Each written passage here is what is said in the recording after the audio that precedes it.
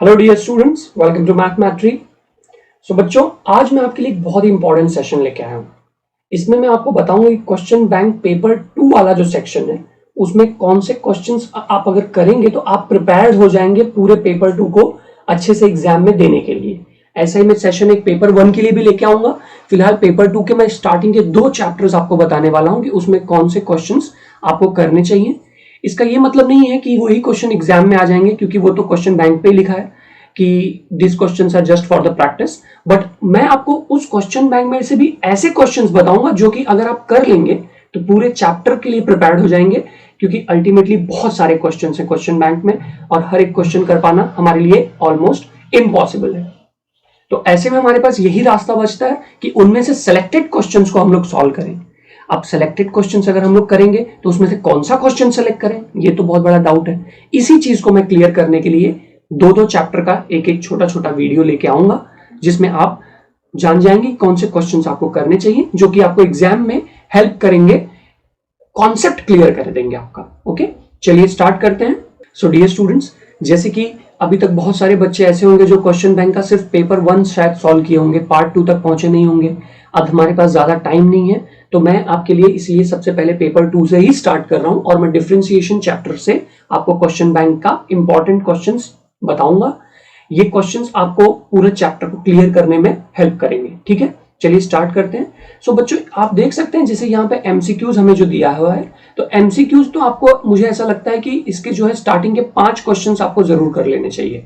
समझ रहे हैं आप? स्टार्टिंग के 5 क्वेश्चंस अगर आप कर लेते हैं तो ये आपके लिए बहुत बेनिफिशियल हो जाएगा कि आप इसके सारे क्वेश्चंस आगे के जो है काफी लेंदी हैं, तो इतने बड़े बड़े क्वेश्चंस आपको एमसीक्यूज में जनरली नहीं पूछे जाते हैं। समझ रहे हैं? तो अगर आप स्टार्टिंग के 5 क्वेश्चन कर लेंगे तो आप आगे के लिए प्रिपेयर्ड हो जाएंगे।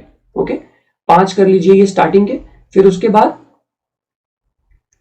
आप आ जाइए नेक्स्ट शॉर्ट आंसर्स पर। ये 1 मार्क्स क्वेश्चन जो है, इसमें से आप कुछ नहीं तो भी ये, जैसे ये फर्स्ट क्वेश्चन है, ये सेकंड क्वेश्चन आपको एक्सपोनेंशियल फंक्शन सिखा देगा और ये इनवर्स सिखा देगा। और ये तो ये जो छोटे छोटे क्वेश्चंस है ना स्टूडेंट्स, जो आपको मतलब कोई भी पूछ ले तो आपको डेफिनेटली आने ही चाहिए, वो वाले क्वेश्चंस आपको सभी कर लेने हैं। अब जैसे यहां से भी अगर आप एमसीक्यूज में से देखें, एमसीक्यूज में से अगर आप देखें तो आपने स्टार्टिंग के फर्स्ट कर लिए, सेकंड कर लिए, थर्ड, फोर्थ, फिफ्थ, सिक्स्थ कर लिए। ठीक है, अब उसके बाद आप आ जाइए यहां से ये 11th वाला क्वेश्चन भी अगर आप कर लेते हैं तो पैरामेट्रिक इक्वेशन आपका प्रिपेयर्ड हो जाएगा। ठीक है, शॉर्ट क्वेश्चंस तो सभी कर लीजिए।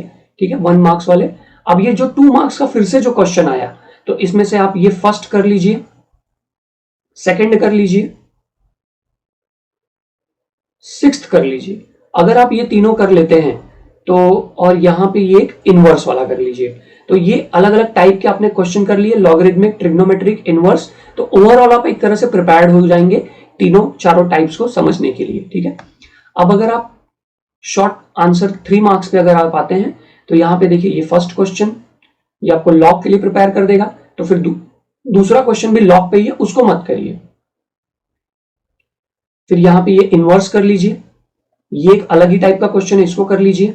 ठीक है, फिर उसके बाद आप ये क्वेश्चंस को कर सकते हैं, इसको 7th वाला। और उसके बाद आप ये 9th क्वेश्चन को कर सकते हैं। ठीक है, मैं 1 बाय 1 बता रहा हूं, यही क्वेश्चंस को आप करेंगे तो आप काफी हद तक चैप्टर के लिए प्रिपेयर हो जाएंगे। अगर आपके पास ज्यादा टाइम है तो आप डेफिनेटली हर एक क्वेश्चन कर सकते हैं। अगर आपको लगता है कि आप में उतनी कैपेबिलिटी है हर एक क्वेश्चन करने की, तो आप डेफिनेटली कर सकते हैं। लॉन्ग आंसर में से फर्स्ट 3 क्वेश्चन तो आपको करने ही चाहिए कभी भी किसी भी क्वेश्चन के, इससे आपको सारा आइडिया मिल जाता है। ठीक है, और ये 5th वाला कर लीजिए।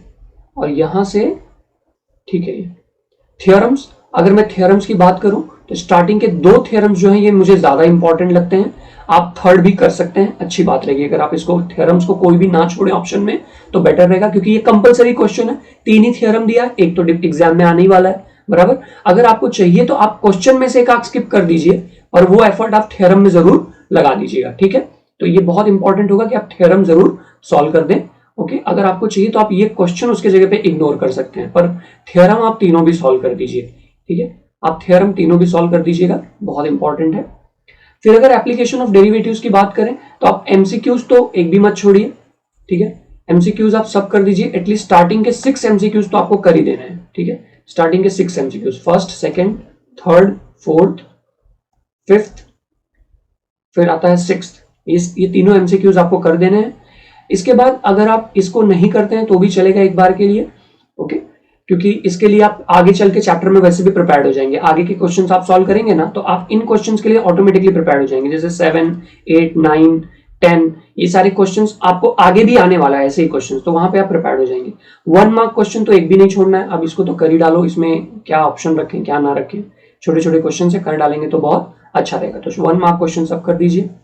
अब यहां से एक ये नॉर्मल टू द कर्व कर लीजिए, उसके बाद ये 4th क्वेश्चन कर लीजिए, 5th कर लीजिए। ये कौन से क्वेश्चन हैं? ये 2 मार्क्स वाले क्वेश्चन है, ठीक है। फिर 6th कर लीजिए, एक क्वेश्चन इंक्रीजिंग डिक्रीजिंग का कर लीजिए और उसके बाद आप आगे बढ़ सकते हैं। क्वेश्चन नंबर 4 पे आ जाइए, जो कि 3 मार्क्स क्वेश्चन है। यहां पे आप जो है find the point on the curve, इसको कर लीजिए, इसको कर लीजिए, और ये 3 स्टार्टिंग के क्वेश्चन कर लीजिए। लैडर वाला एक क्वेश्चन आपने पहले किया हुआ है, तो अगर आप इसको स्किप कर देंगे तो चलेगा। स्ट्रिक्टली इंक्रीजिंग डिक्रीजिंग ये तो आपने पहले ही कर लिया हुआ है, तो इसको दोबारा मत करिए। 7th वाला ये क्वेश्चन कर लीजिए। ये 8th वाला आपने टेक्स्ट बुक में किया ही होगा, तो इसको अगर आप टेक्स्ट बुक कर चुके हैं तो इसको ना करें। ये 9th वाला भी टेक्स्ट बुक क्वेश्चन है दोनों भी, तो अगर आप इसको आपने टेक्स्ट बुक में सॉल्व किया है तो आप सिर्फ इसको एक बार देख लेंगे तो आपको याद आ जाएगा, ठीक है। तो इन दोनों को ना भी सॉल्व करेंगे तो चलेगा, उसके जगह पे आप ये लैडर वाला क्वेश्चन कर लीजिए, ठीक है। इन दोनों को भी ना करें तो चलेगा, क्योंकि आपने टेक्स्ट बुक ऑलरेडी अगर सॉल्व किया है तो फिर इसको करने की जरूरत नहीं है। अब आते हैं 4 मार्क्स क्वेश्चन पे, लॉन्ग आंसर्स पे, ठीक है। ये क्वेश्चन स्फेरिकल बॉल वाला है, इसको कर लीजिए। Volume of sphere, a man of height वाला क्वेश्चन आपको कर लेना है। फिर आपने इंक्रीजिंग डिक्रीजिंग ऑलरेडी प्रिपेयर किया है, मैक्सिमम मिनिमा एक कर लेंगे तो अच्छा है, ये वाला क्वेश्चन 6th वाला, ठीक है। फिर उसके बाद रेक्टेंगुलर शीट ऑफ पेपर, इस क्वेश्चन को कर लीजिए। अगर उनको पेपर टफ बनाना होगा तो ये क्वेश्चन डालेंगे, अदरवाइज ये क्वेश्चन नहीं डालना चाहिए मेरे हिसाब से। और ये 8th क्वेश्चन जो है, आप ये टेक्स्ट बुक में आप इसको देखेंगे तो वहां पे आपको ये मिल सकता है, उसको भी आप देख सकते हैं एक बार। और इसको प्रैक्टिस इतना ना करें, इस पे एफर्ट ना डालें तो चलेगा। फिर उसके बाद 10th और 11th क्वेश्चन भी आप एक बार कर लीजिए, ठीक है। तो अगर आप देखिए, अब मैं यहाँ पे मैं क्या कर रहा हूँ, यहाँ पे बेसिकली मैं ये कर रहा हूँ कि जो क्वेश्चंस आप प्रिपेयर्ड हैं ऑलरेडी या किसी से लिंक्ड है, उसको मैं स्किप कराने की कोशिश कर रहा हूँ, ताकि आपका एफर्ट, आपका टाइम बचे। पर फिर मैं यही कहूंगा कि आप चाहे तो सारा पेपर प्रिपेयर करिए, हर एक क्वेश्चन प्रिपेयर करिए, 10 बार प्रिपेयर करिए, पर आपके पास अगर टाइम है तो ही ऐसा करिए, बिकॉज एट द एंड यही 2 चैप्टर नहीं प्रिपेयर करने, ऐसे हमारे पास 15 चैप्टर है, और उसके बाद अदर सब्जेक्ट्स भी हमारे पास अवेलेबल हैं जिनको हमें पढ़ना है। तो अगर आप कुछ क्वेश्चंस को स्किप करें तो वो बेटर रहेगा। उसके लिए आप इन सब क्वेश्चंस को जेन्युइनली सॉल्व करते हैं अगर, तो आप उसके लिए ज्यादा बेटर प्रिपेयर्ड रहेंगे और आपको चीजें एग्जाम में आएंगी। ऐसा नहीं है कि नहीं आएंगी, क्योंकि आप टेक्स्ट बुक ऑलरेडी प्रिपेयर्ड हैं और अब आप क्वेश्चन बैंक कर रहे हैं, राइट। अगर ऐसा सिचुएशन है तो आप इस क्वेश्चन बैंक से कुछ क्वेश्चंस को डेफिनेटली स्किप कर सकते हैं। ओके स्टूडेंट्स, तो मैं इस सेशन को यहीं पे एंड करूंगा। थैंक यू सो मच, बने रहिए मैथमेट्री के साथ। नेक्स्ट लेक्चर में मैं आपके लिए इनडेफिनिट इंटीग्रेशन और डेफिनेट इंटीग्रेशन और एप्लीकेशन ऑफ इंटीग्रेशन का ऐसा ही एक वीडियो लेके आऊंगा, जिसमें मैं आपको बताऊंगा कौन से क्वेश्चंस आपको नहीं करेंगे तो भी आप उसको सॉल्व कर पाएंगे, क्योंकि आप टेक्स्ट बुक प्रिपेयर्ड है और उससे रिलेटेड क्वेश्चन बैंक के क्वेश्चन आप ऑलरेडी सॉल्व कर ले रहे हैं। ओके, चलिए, thank you so much, take care.